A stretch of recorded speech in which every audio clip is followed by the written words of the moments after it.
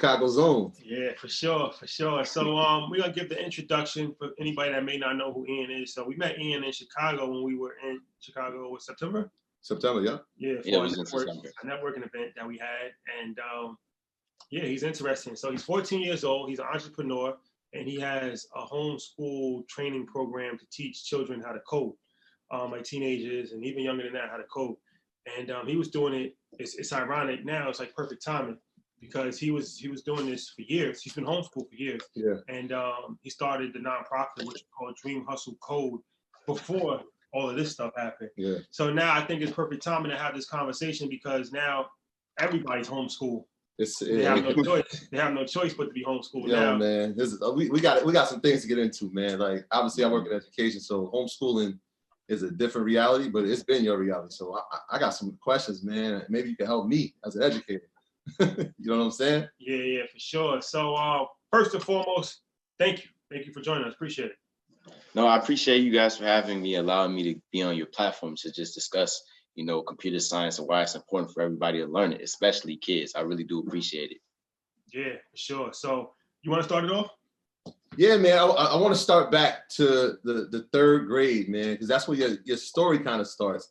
Now, my fond memories of third grade were getting the chicken pox. You probably don't even know anything about that. You don't know anything about that. Your age group doesn't get that. But in third grade, you got inspired by seeing one of your favorite basketball players, Chris Bosh? Yes, sir. Talk about that a little bit.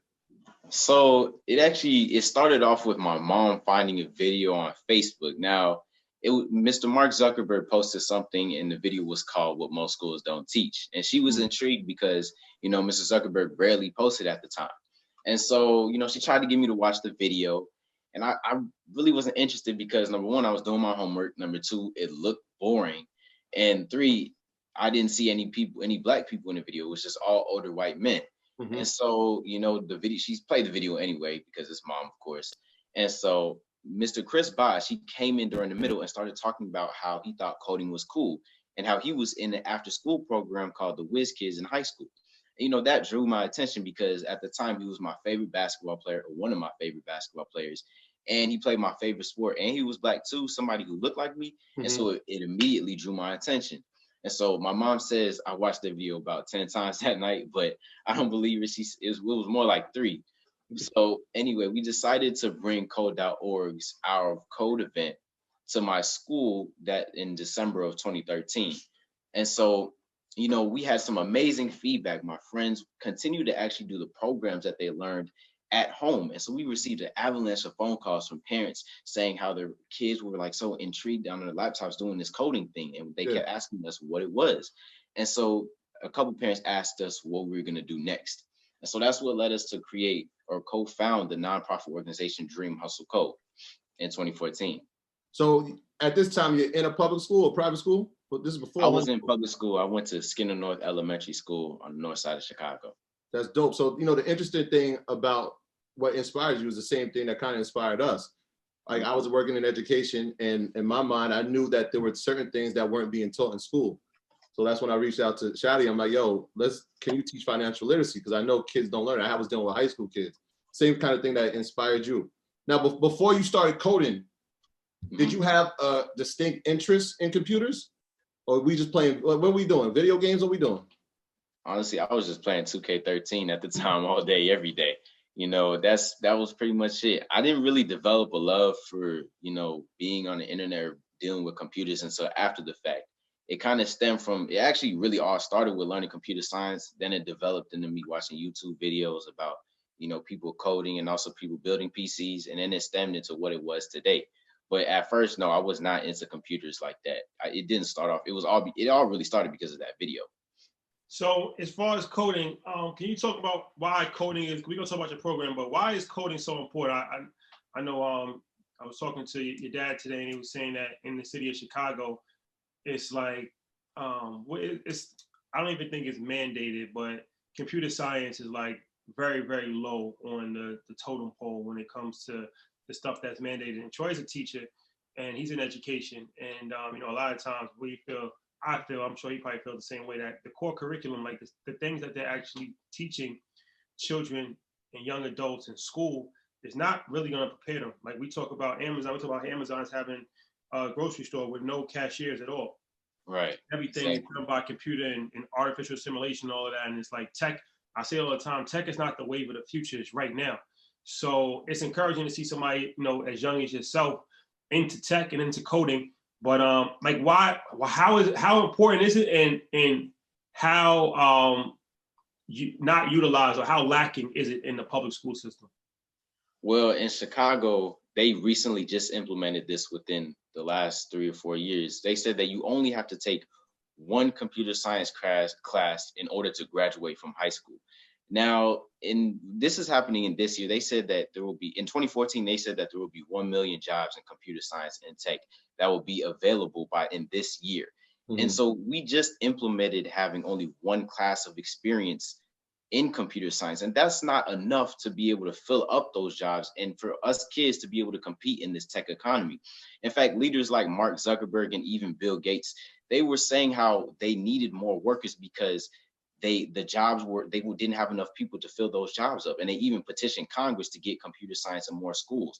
But this honestly this is a huge opportunity for us, because this is the first time in history that Black and brown people, we have the opportunity to build generational wealth through not only business ownership, but to also get jobs in computer science. And we don't need large sums of money to get started. And so if we really go after this, we can come out on top just because of our culture alone. Yeah, one of the things, it's funny you said it doesn't take a lot of money to get started. I know, I read that you started a cookie business first. Right. So Beyond the Cookie was the nonprofit. That was your idea, Mom's idea? Whose idea came with, we're going to sell cookies and use that money to help computer science education? Well, okay, so we got to take this back to third. Oh, it's weird because a bunch of this stuff started in third grade. So my mom, she loves baking. She loves cooking.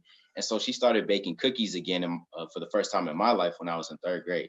She makes a really mean cookie. I mean, it's so amazing. It's probably better than Mrs. Fields. I'm not even going to say, I'm not even going to debate it, but it's probably better than Mrs. Fields. Samples. Now we're going to need samples.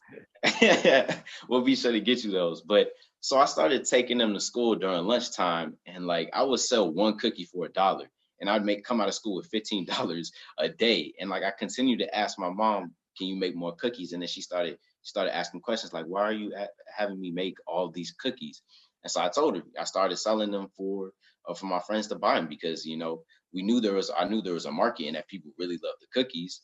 And so around that same time, we started Dream Hustle Code, and then it just made sense. Why don't we use my mom's amazing cookies, sell those to help raise funds for computer science education?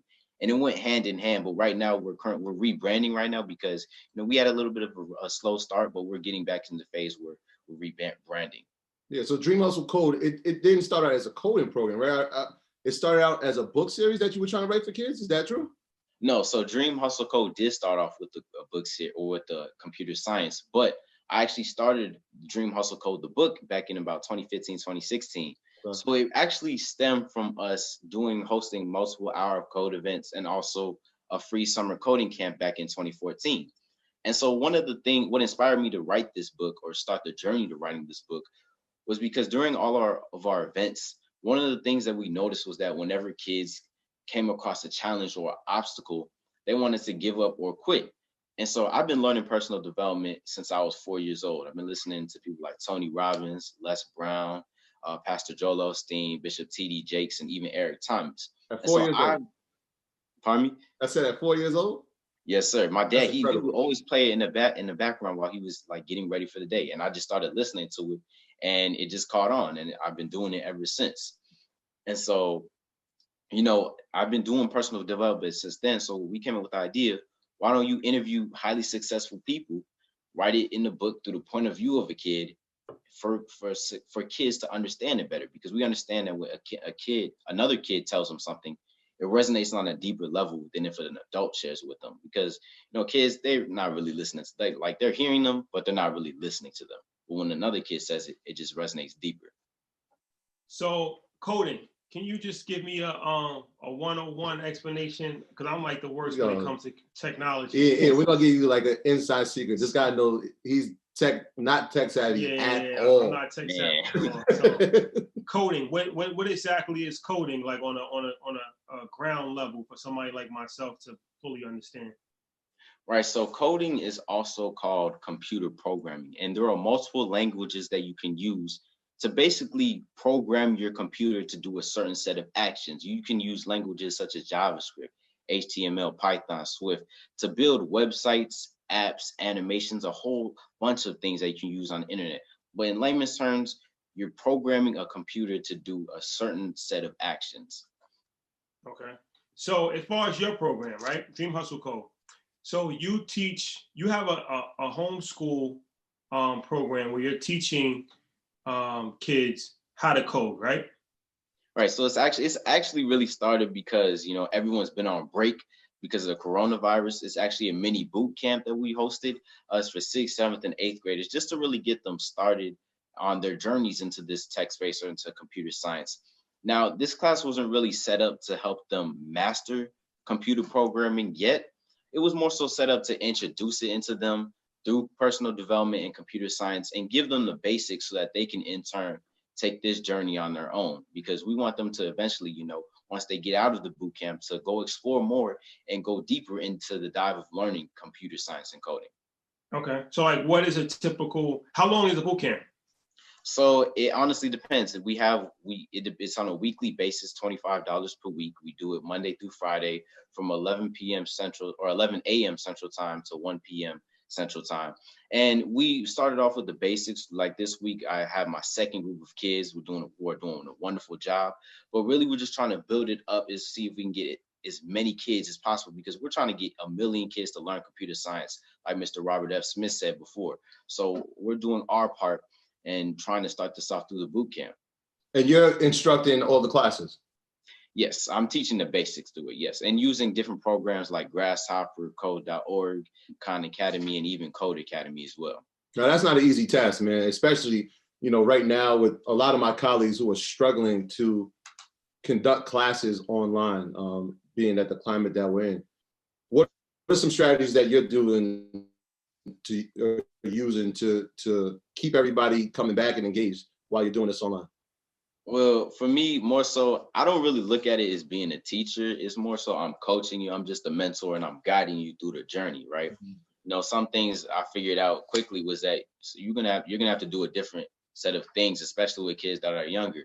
These are middle school kids, not high school kids. Mm-hmm. So one thing that I found was playing music. Whenever we were starting to do coding, I put together a playlist through recommendations of the kids that are in the class, and I start playing the music while they're coding or even in the beginning. Also, I play motivational videos on YouTube so that they can see visuals from people like Eric Thomas, Les Brown, even Mr. Steve Harvey, so that they can, because kids that are in middle school, they're more visual learners and they like to see things. If I'm just sitting here talking the whole time, they're going to get bored. So my goal is to not talk as much, but to go straight into the lessons and talk about computer science and also personal development as well. Like in the beginning of the week, we first started off with writing their goals for 2020. I had them write out a list of things they wanted to accomplish in a year. On the second day, or on Wednesday, we had them create their vision boards using Pinterest, right? We had them take visual pictures of what they wanted to accomplish in their lives, like what house they wanted to get, what kind of car they want, what their health looks like, how much money do they want to make, if they want to have a library full of books. We went through that whole program. And then we went through things, personal development strategies that will help them stay on task and stay disciplined through things. And so really, it's just making sure that you ask them questions and get their feedback, because you don't really want to talk the whole time or else they'll just get bored. Somebody said, what coding language are you teaching? So right now I'm using JavaScript on Grasshopper, just using block coding. We're not moved on to the type coding yet, but for now we're using JavaScript, and eventually we'll introduce them to HTML and CSS and Swift as well. Yeah, well, I was watching an HBO special. It's interesting you said that, because a lot of times kids, and we kind of trying to combat that as well. The only things we think we can become are sports athletes or entertainers. Mm-hmm. And one of the things that I heard somebody say was like, listen, if somebody becomes a coder, there's 100% chance they're going to get drafted into the league of their choice, right? Into the world of technology. Whereas 1 out of 1 million are going to get drafted into a professional league. What are some careers that people can do once they've now decided computer programming is a thing for the future? Right. So, there's plenty of careers. They actually use computer science in more things than you think. Like we went to our trip to Silicon Valley and we visited Netflix. Now most of us had no idea that Netflix was a tech company, but they had, computer scientists who were in graphic designing. They had engineers. They had people, helping create the Netflix movies. You can go in all sorts of spaces, or you can also create your own tech companies as well. Computer science is the future. It's going to be used in every single space. It's actually the now. So it's going to be used in every single space, in every field imaginable. Yeah, it's extremely important, especially for parents, like I said, because it's like your kids are at home now, right? And they probably wasn't even learning anything when they were at school. Easy, man. I mean, that's just the reality. And so now it's going to be even tougher, right? So it's like now you have to actually take the bull by the horns. But this actually might be a blessing in disguise, because now if you're at a traditional school, then you have to go by the program, and you might not be able to fit computer coding in. But if you have, the homeschool, you might be able to fit it in during the course of the day. And at the end of the day, nothing in this day and age is more valuable than computer skills. Because no matter what industry, no matter what field you're in, computers and technology affects it in a large way. Yeah. And it's only going to continue to affect it and continue to shape the course. So it's like it's like learning a language. The easiest way to teach a child Spanish or any language is to teach them when they're young. The same thing with the language of technology, coding. It's easier to learn it as a young person than it is when you're 50. Not to say you can't learn it as an adult, but it's easy. That's why they say you have to expose children to things. And not only is it easier for them to catch on, but now they actually enjoy it, and it opens their mind to a whole different world. So I want to ask, can we take some Zoom questions if anybody has a Zoom? Well, I wanted to, so you met with Robert Smith. Anybody familiar? Robert Smith is the richest Black person in America, billionaire, tight in the world of business. How did that conversation come about, and what is some of the things that some gems? I'm pretty sure he shares a lot of information that you took away. Like, can you detail that conversation for me? Right. So honestly, it really all started with God. He's the one that pieced all the puzzles together to even allow me to be situated to stand in front of him and have a 5-minute discussion with him. But it really started back in 2017. We had a list. We made a long list of 400 people I wanted to interview for my book, and he happened to be in that list. And so my mom reminded me and told me his net worth at the time, I think it was around like $3 or $4 billion. And so it was ironic because that same week I interviewed a gentleman by the name of Mr. Greg Calhoun, who's the CEO of Calhoun Superfoods. And he was close friends with Mr. Smith at the time. Rest in peace to Mr. Calhoun, of course. But after my interview, I got a chance to speak. He got on the phone with Mr. Smith's aunt, and he allowed me to speak with her to ask if I could get connected with Mr. Smith. And so, we spent 1.5 years trying to go back and forth, trying to see if I could talk to Mr. Smith and ask him if I can interview him for my book, because we didn't get a yes or no answer. So fast forward to October 2018. This was during a trip where I interviewed Miss Oprah Winfrey when we visited California. I got a chance to interview the CEO or founder of Scholly, which is a app that's used to help high school students find scholarships for college. His name is Mr. Christopher Gray. And so we knew that he was connected with Mr. Smith. And so at the end of my interview, I asked him if he would introduce me to him so I can interview him for my book. He said, of course. He helped us tremendously. In fact, in March of 2019, he gave us 2 tickets for us to attend the UNCF Gala, 75th annual gala, out in Washington, D.C. We went there, and before the event started, his aunt, Miss Wilson, introduced me to him, and I got a chance to speak to him for a few brief moments. And, I asked him if I could interview him for my book. He said yes. But when the event started, he had a little speech, and he actually shouted me out and was proud of the work I was doing, because I was doing the same work, similar work he was doing, by trying to get kids into computer science education. Now, I haven't really interviewed him yet, and I'm gonna schedule that really soon. We're working together to try and get that soon. Even though this coronavirus has, stopped a lot of movement for trying to do in-person interviews, I'm working to get it scheduled soon. That's powerful, man. Now, one of the things you said was you took that trip to Silicon Valley. Now, I know you brought some of the camp participants with you. A lot of times, and we say this a lot, man, in order for us to really want to be something, we have to see it. And the power of presence is a real thing, right? So what was that like when the young adults that you brought, and I'm sure yourself, when you started to see these people be inspired by people that look like them? What was that like? Well, I mean, it was honestly amazing for them because back in 7th grade, I actually got a chance to speak at Google, and I had the chance to get a tour of their facilities, their headquarters out in Mountain View and in LA. And so, when I first saw that, it was really inspiring because it gave me a different point of view. It gave me a vision of what was possible because I didn't even know it was possible for myself to be able to work at a tech company like Google that was just so robust and so amazing. And so like that inspired me to want to take my friends with me or my peers with me as well. And so when we got to Netflix, when we got to Twitter, when we got to Google and even Vector 90, it was different because we didn't know. I mean, we knew that there were Black people that worked at those companies, but it was different to have an in-person experience and actually talk to them. We thought like everyone was kind of like a nerd, like that was nerd, that was white and that was, older. And so when we got the chance to get there, we actually spoke to one of the engineers there. And, she just came in from lunch. She had a bag of hot Cheetos and came in and just started eating it. And everybody was looking at her like, wait a minute. It kind of threw us off because we didn't think that like people who worked at Netflix and who were computer scientists were just like us. Like she was wearing the same clothes as us. We thought everyone was suited and booted or professional. No, they were like just chilling. And it was a comfortable environment. And we got to ask questions and communicate with them. And overall, it was just a great experience. In fact, almost everyone that went on a trip said that they will recommend that trip to a friend of theirs. And, I'm so glad that we were able to get it done because we were super close to not pulling it off. We had to push the trip back a whole entire year. But if it wasn't for BET and Mr. Lewis Carr, we wouldn't have been able to get that done. Yeah, you rolling with some big names, man. Somebody said, I have a 3rd grader who is in coding club at her elementary school. Would your course be too advanced for her? Our goal is to try and get 6th, 7th, and 8th graders, but it depends how far along. Yet we're working on trying to get 5th graders yet, or in the future, but it might be a little bit too advanced. It just depends how much experience she has and how how good her computing skills are at the moment. Okay.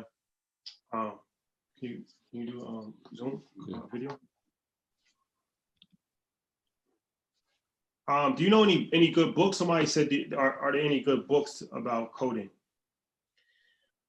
Honestly, I haven't really found on all the stuff I've looked up is all online, because those are where all the best resources are. But I haven't found any books yet. I'll look into it and try and get back with you on that one.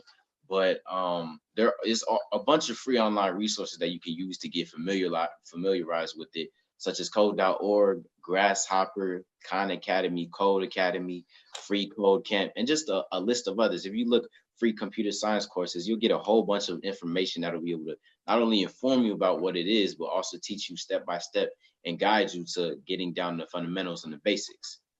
MG, jump on the Zoom for a video real quick. Ian, I got a question. I mean, I know that you're based in Chicago, and this is obviously something that people can do throughout the country. Are you in contact with school districts that try to implement this into curriculums? Is that something that we're looking to scale in the future, or where we at with that? Yeah, we work with Racine in Racine, Wisconsin. We actually work with a couple different schools, and we actually facilitated free computer science training for teachers so that they can be able to implement it into their classrooms. Now, we in Chicago, it was a little bit more difficult trying to work with with the whole school districts, trying to implement it into the schools. But really, our work has based in Racine, Wisconsin. We're trying to implement it there. But we're working to try and work in Chicago and also in Atlanta as well. So as far as 2 questions. What are the grades again? 5th through 8th grade. 5th through 8th grade. So if somebody's in 9th grade, too old? We'll make an exception. Because somebody asked that question for 9th grader. And then it's important for everybody to learn coding. Even adults, right? Even adults should learn coding. Exactly. Like no matter what anybody says, everyone can learn. It's not that hard to pick up. Like I've seen adults like around older than around my grandparents' age that were able to learn it in like just a couple seconds. You would think it's very difficult, but it's actually not that hard to pick up. Yeah, I think computer technology is extremely important, man. Especially like right now, like last week, I spent a lot of my time teaching the teachers how to use Google Classroom. They were Right. completely unfamiliar. So like that's what I'm thinking in terms of you. I've seen a lot of programs, whether it be the mindfulness or Think First, or all these programs that come into these schools that get used for a day, and they try to implement it. And I'm like, in 2 years they won't be using this. Whereas something like what you're doing can be used forever, man. So I Exactly. definitely, yeah, I want to hopefully I could connect you with some people in school districts that we can make something happen here in New York, man, because it's vital. I don't know the way it's looking. They said that this might be it, man. The school year might be distance learning from going forward. Yeah, I heard a couple of my friends, they were talking about how the school year, they just ended it and they're going straight into summer vacation. This is basically they're on summer vacation right now because they're not going back until June, August, or September. So you've been home. How long have you been homeschooled? So I started homeschool my 8th grade year. I'm a sophomore now. So I've only been doing this for 3 years, but the first 8 years of like my school life, I went to Skinner North Classical School. So Sure. it's not like I've been homeschooled my whole life. I did Yeah. go to a public school, but I just started recently just because of my book project and all of Dream Hustle Co's work that we had to do. How's that And transition been for you, man? pardon me? How's that transition been for you from public school down to homeschooling? That first year was a struggle. I'm not gonna lie. That it was hard for me because I went from seeing my friends every day to being kind of distant from them. And I'm a social guy. Like I love going out, I love being with people all the time. And it was kind of difficult to be in my 8th grade year, my freshman year. I started getting used to it. It was sometimes a little bit embarrassing. Like when somebody would ask me, "Hey, what school do you go?" So I'd be like, homeschooled, because nobody really hears that. It's kind of different. But usually I get positive feedback when people when I say that. But now sophomore year, I'm comfortable because it's not like I'm the only one being homeschooled. Technically, every kid in America, in the world, is being homeschooled too. Right now. Yeah, right. And mean, that's why I bring it up, because it's so important. And I'm thinking to myself, like, this is the guy who's been experiencing that. Are there some like keys that helped you get through this process? Because I'm looking at this parents that are here on this YouTube chat. Obviously, there's some young adults on here as well. Are there certain things that they should implement in their schedule to help them get through this time? Because this is new for a lot of us. yeah, I mean, honestly, the first thing you should do right now is just time management. It's critical because we have so much free time. Like when you have so much free time, I tend to get lazy and just want to lay up all day, play video games, or watch Netflix. But you have to learn how to manage your time properly, not just kids, but also adults too. I've been learning how to manage my time through daily logs, organizing my day, what time I'm supposed to be doing a certain activity since I was 6 years old. So that's been a huge role or a huge part of trying to keep me focused, giving me times to, chill, relax, and take a break, but also giving me time to stay focused as well. Also, on top of that, computer science, of course, you should, even if you don't go onto our boot camp, there's still many free online resources that you can use. And also studying personal development, trying to get your mindset right. You're having a positive mental attitude and trying to, you implement that into everything, into every aspect of your life, because, this is honestly is probably, I know it sounds bad, but this is a great time for everyone because it gives us a chance to restart and start from the foundation, from the ground up, and building up the necessary tools. Like even though I'll give you an example, I used to go to the gym before this whole thing hit, but this is honestly giving me a chance to start doing at home exercising and to stay disciplined and to start doing things that I haven't done before. So honestly, this is an amazing opportunity for all of us.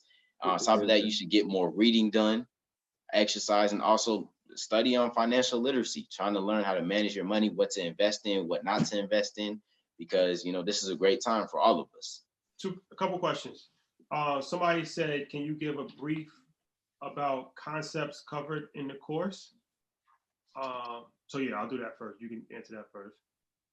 So some of the concepts we are using, one of the languages called JavaScript, and some of the things we're learning to do is how to, tell the computer to implement or how to do certain functions. We're using things called loops. also variables, just trying to teach them the basic things on how to tell a computer to do one thing, also teaching it how to do calculations. And we're just in the beginning stages right now because we just started the camp a week and a half ago. But we're focusing on that aspect, and soon we'll get to learning how to build web pages, how to build mini games, and also how to build apps as well. So like JavaScript, so you're giving a computer instruction. So it's to say, okay, this is how you add 2 + 2 on the computer. You're telling you're programming the computer to add 2 + 2 to equal 4, correct? Yes, and also is a little bit other complicated things, like saying if the sky is blue, make sure you do this. If it's not, then do that. Doing other different functions as well to make sure that the computer does certain things if it's in the right situation. This is you when you do the coding, right? We're talking about black with the green writing screen, right? We're not talking what we're looking at now, right? Well, I mean, it's a little bit different because this is block coding. You get the chance. You have the side that you get to program the computer, but you also get to see what the output is. It's not as confusing as you think it may be. It's not just going to be all black screen and just be typing. No. It's a guide that we're taking you through it. Grasshopper does an amazing job of taking you through the lessons and teaching you step by step of what to do. So it's not like you're just all stranded off trying to figure it out on your own. No, it takes it down and introduces it to you. What's the capacity for the boot camp? How many students can we have in there? Our goal is to try and get upwards of 100,000 kids, maybe a million, as many as we can get. Because we're trying to introduce this to every kid in America, not just black and brown kids, but every kid, because the more the better. Because we're competing with not only other Americans, but we're competing with other nations in the world. Kids from India, China, Africa, Estonia, you name it. We're competing from all across the globe. Yeah, somebody asked, is the program available in every state? I'm assuming, yeah. Right? Yes, of course, it's online. This is all online. It's not like we have to send you packages. We're all doing this online through Dream Hustle Code. So as far as like for somebody like me who has no computer knowledge at all, how long would it take me to have a basic understanding of coding if I just started from zero knowledge? Well, most of the kids, about like 70% of the kids that have joined, this is their first time having computer science experience or doing anything with it. And like, they're going through this quickly. Like I have one kid named Miles. He's so far ahead of the class that he's almost up to where I'm at. And so it's been only a week. And so it really depends what your pace is. It can take you a week to get down the basic fundamentals of it. Or for some kids or for some people, it might take longer, upwards of like a couple months. It really just depends how quick you're able to learn certain things. But honestly, you could probably learn this stuff in like the basic fundamentals in like 2 weeks. All right, so we got to stay disciplined to it. So the camp Dream Hustle Code is about coding, right? Are there phases to it? Like after I do it for 2 weeks, is there something else I learn? What's the duration of time during the camp? So we have different levels. The first couple of weeks are more so introduction. And if they do a good job and want to stick with the camp, we move into like learning how to build websites, learning actual coding, type coding, and not drag and drop coding. And so honestly, it depends on what pace you're going through. There's different levels. Once you get past the different stages, you'll just keep going higher and higher. And so eventually you won't need us anymore. Like that. So like how would somebody sign up for your program? So what they would go to www.dreamhustlecode.com, and they just sign up there, put in all their information, fill out a survey. And then once they get into that, they'll start, since we were almost done with this week, they'll start next week, Monday, and we'll just, go through on a webinar link, take them through the basics, and just have fun with it. So somebody's asking here, how does one get involved with the organization in regards to becoming an instructor? Are there open positions for that? Are we looking for new talent? Yeah, well, of course, we're looking for open positions. If you could send us an email at teach@dreamhustlecode.com, that'd be awesome. So as far as Chicago is one of our biggest markets, and we love Chicago. But obviously, it's a lot of issues in the city of Chicago, unfortunately. So, you have this program, it's a great program. Have you been able to have this in community centers or public school system in Chicago? Like, how has that? I'm interested to know. Like, have you been able to approach any public officials in Chicago, or because I feel like, you know, this is something that young people everywhere, but it definitely in your hometown can definitely benefit from. How has that been? So actually, one of my students was introduced into this boot camp last week through his mentor, who actually happens to be a police officer, Mr. Lamont. I've known him since I was real little. We actually got a funny story with him and my sister, but we're not getting to that. So, you know, Mr. Lamont, he is a Chicago police officer who stopped and he actually paid for him for one of my students. And so the kid, you know, he was blown away with this experience. And so the following this week, you know, Mr. Lamont, he came back and paid for 4 more additional weeks for mentoring this kid.